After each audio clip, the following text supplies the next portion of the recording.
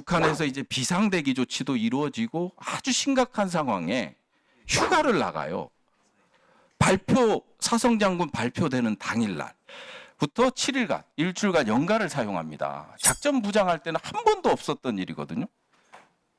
물론 열받고 안타까운 점도 있었겠지만 대장 진급이 안 됐다고 이 한반도 안보, 국가안보를 총괄하는 작전본부장이 이렇게 엄중한 시기에 휴가를 나간다는 게 저는 그동안의 행위, 그리고 장남께서 결혼하실 동안에도 안 나갔던 휴가를 그때 나갔던 거에 대해서는 좀 이해가 안 되는 부분이고요.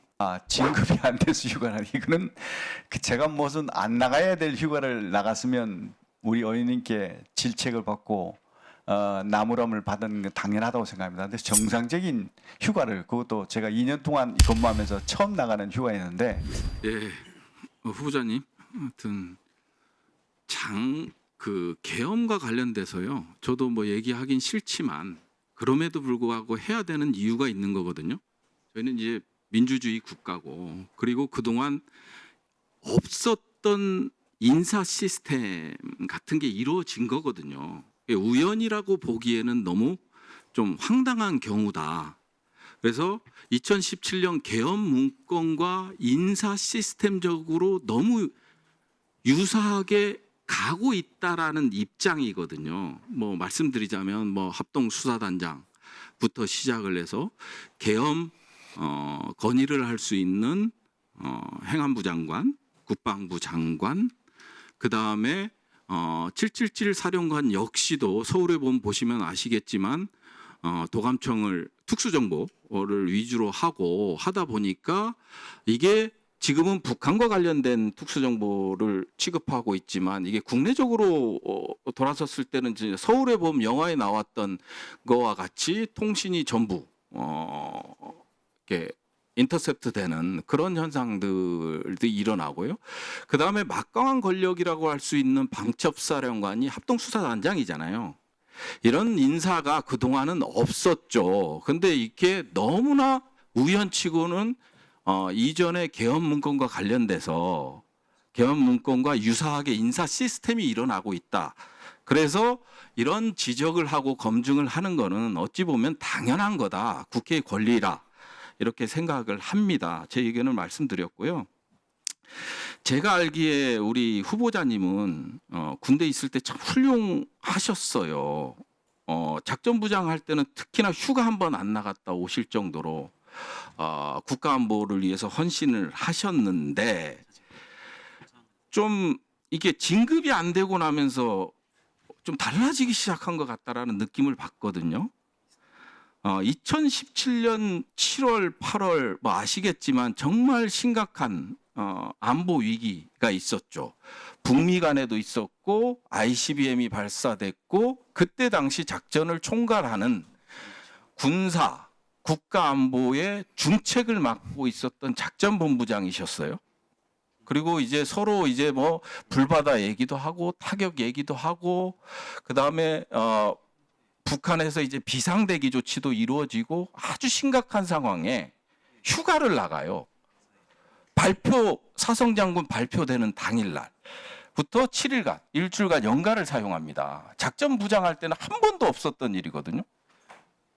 물론 열받고 안타까운 점도 있었겠지만 요즘같이 이제 긴급한 시기에 중령, 대령, 장군 진급 못한다고 다 휴가를 나가버리면 그건 공직자의 자세라고 비난받을 만 하잖아요. 그죠? 그리고 대장 진급이 안 됐다고 이 한반도 안보, 국가안보를 총괄하는 작전본부장이 이렇게 엄중한 시기에 휴가를 나간다는 게 저는 그동안의 행위, 그리고 장남께서 결혼하실 동안에도 안 나갔던 휴가를 그때 나갔던 거에 대해서는 좀 이해가 안 되는 부분이고요. 공직자 윤리만 하더라도 그래요.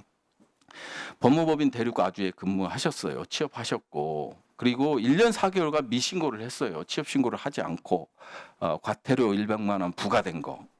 그리고 2021년 귀속 종합소득세 504만 원. 2023년 3월까지 체납하셨고요. 2022년도 기속 종합소득세 379만 원도 국방부 장관 후보자로 지명되고 다음 날 납부를 하셨어요. 19년도, 20년도에는 잘 내시다가 이런 체납을 한 거, 이런 것들이 실질적으로 봤을 때 장관으로서 적격하냐? 그러면 내가 진급 안 되면 다 휴가 나가고, 과연 이게 국가를 생각하는 거고 안보를 생각하고 국가 이익을 생각하는 거냐?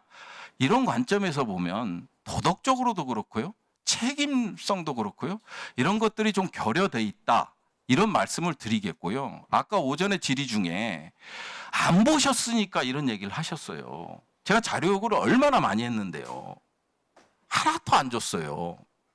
이따 보충 질의 때 할 텐데 한 개의 자료도 안 주셨어요. 그래서 국회에서 청문회 자리에서 안 보셨으니까 이게 말이 됩니까?